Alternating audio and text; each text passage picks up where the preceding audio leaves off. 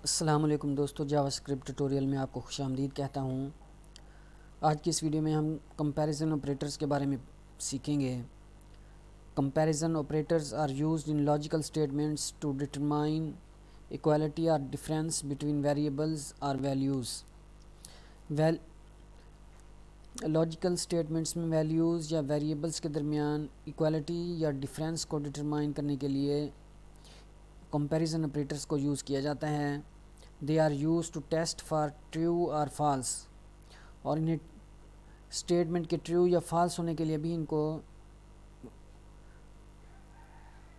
True या false को test करने के लिए भी इन्हें यूज़ किया जाता है। कंपैरिजन ऑपरेटर्स में इक्वल टू है, equal value and equal type है, नॉट इक्वल टू है, नॉट इक्वल वैल्यू और नॉट इक्वल टाइप। ऑपरेटर है, ग्रेटर देन है, लेस देन है, ग्रेटर देन और इक्वल टू है। फ़र्ज़ करें अगर हमारे पास x की वैल्यू 10 होगी तो स्टेटमेंट उस शक्ल में ट्रू होगी अगर x इक्वल टू 10 हो, और इसी तरह अगर हमारे पास x की वैल्यू 10 हो तो वैल्यू उस सूरत में ट्रू होगी अगर x की वैल्यू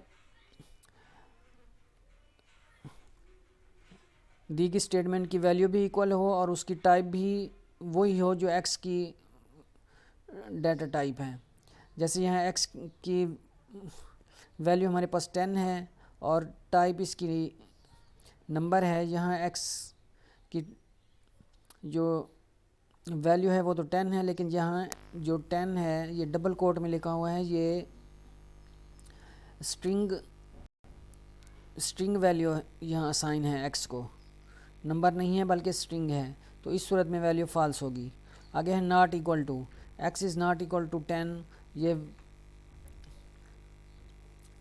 इसकी जो आउटपुट है वो हमें फॉल्स में मिलेगी क्योंकि 10 की वैल्यू जो है वो x के इक्वल है।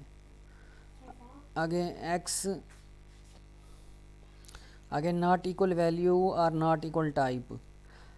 x is not equal value और नॉट इक्वल टाइप 10।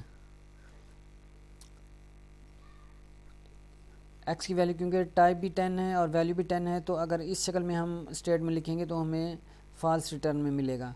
आगे है greater then, x is greater then 5, ये ट्रू, इसका आउटपुट हमें ट्रू मिलेगा।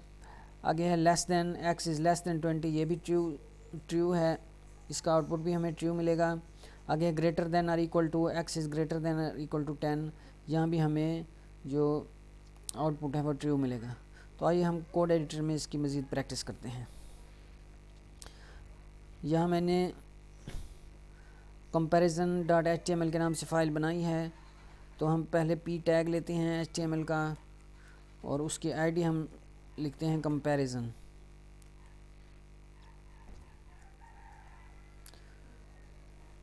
अब हम स्क्रिप्ट टैग लेते हैं,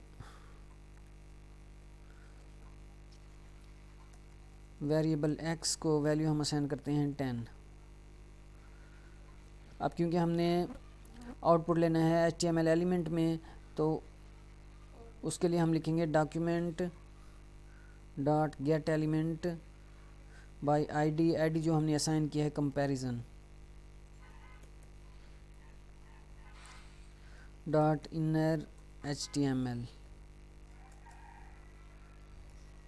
इज़ इक्वल टू, ब्रैकेट में हम लिखेंगे x इज़ इक्वल टू 10, क्योंकि x की वैल्यू वहाँ भी 10 है तो यहाँ भी हमने वही लिख दिया है, तो हमें ट्रू में इसका आउटपुट ट्रू में आना चाहिए। तो यहाँ इसको ओपन करते हैं हम फाइल को, कंपैरिजन ऑपरेटर।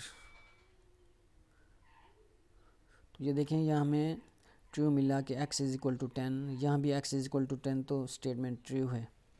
अगर यहाँ हम 6 कर देते हैं तो फिर हमें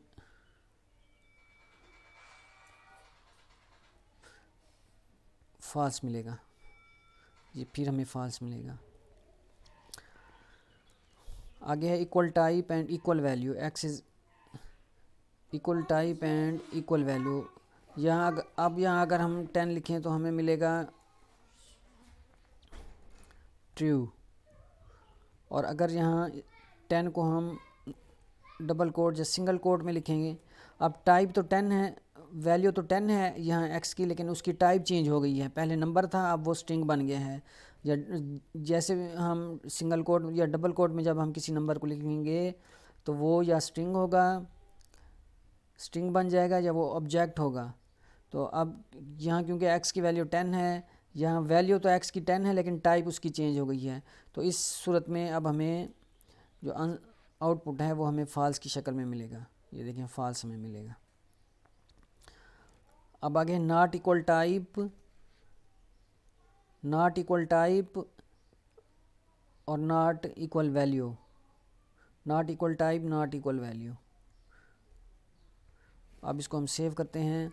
अब x is not equal value और इक्वल टाइप 10।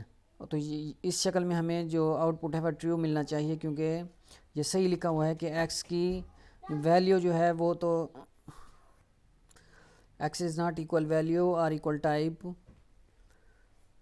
x की, x यहाँ जो वैल्यू दी गई है उसके x की जो वैल्यू है या x की जो टाइप है वो उसके बराबर नहीं है। तो ये सही लिखा हुआ है, या वैल्यू तो 10 है लेकिन जो टाइप है वो चेंज है। तो इस सूरत में हमें यहाँ आउटपुट में ट्रू आना चाहिए। ये ट्रू आ गया हमारे पास।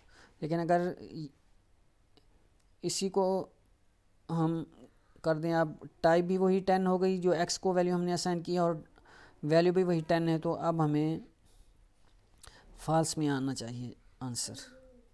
फॉल्स में आ गया। तो आगे है, आगे था हमारे पास x इज़ ग्रेटर देन 20। अगर हम यहाँ लिखें तो ये फॉल्स होगा, क्योंकि x 20 की जो वैल्यू है 20 से ग्रेटर नहीं है, फॉल्स आएगा हमारे पास। अगर हम यहाँ लिखें x इज़ लेस देन 20 तो फिर हमें ट्रू में आंसर आएगा। तो अगर लेस देन और इक्वल टू, यहाँ भी हमारे पास आंसर जो है वो ट्रू में आएगा। ये देखें ट्रू में आ गया। बाकी जो तफसील या डिटेल के साथ कंपैरिजन ऑपरेटर्स हैं, इनको हम कंडीशनल स्टेटमेंट में हम इनको पढ़ेंगे। जब हम इफ़ या फार इफ़ लूप या फार लूप पढ़ेंगे तो फिर हम इनको तफसील के साथ पढ़ेंगे। उम्मीद है आपको कंपैरिजन ऑपरेटर्स का काफ़ी हद तक समझ आ गई होगी। अगले लेसन में हम